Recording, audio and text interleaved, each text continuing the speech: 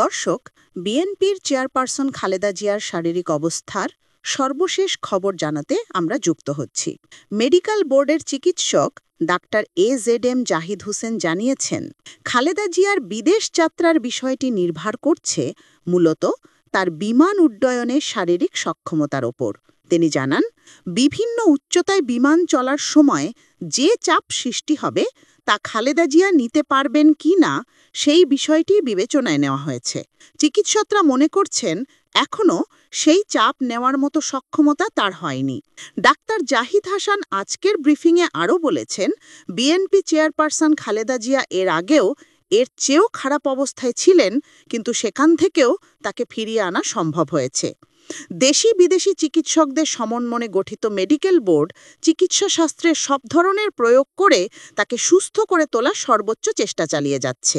আপনাদের জানিয়ে রাখি, গতকাল বিকাল ৩টা থেকে ৩:৩০ নাগাদ বিএনপি চেয়ারপারসন খালেদা জিয়াকে দেখতে এসেছেন তার পুত্রবধূ এবং বিএনপির ভারপ্রাপ্ত চেয়ারম্যান তারেক রহমানের স্ত্রী ডাক্তার জুবায়দা রহমান।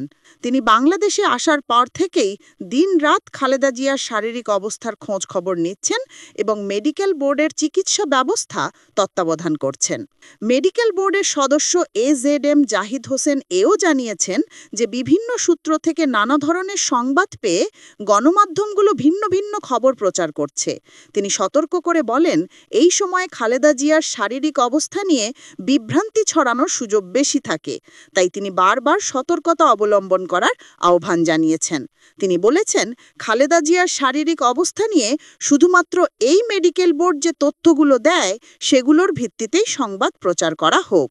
শেষ খবর পাওয়া পর্যন্ত আমরা জানতে পেরেছি তারেক রহমানের স্ত্রী ডাক্তার জুবায়দা রহমান এখনও হাসপাতালের ভেতরে রয়েছেন এবং তিনি তার চিকিৎসা সেবার তত্ত্বাবধান করছেন। এই ছিল আমাদের কাছে থাকা সবশেষ তথ্য।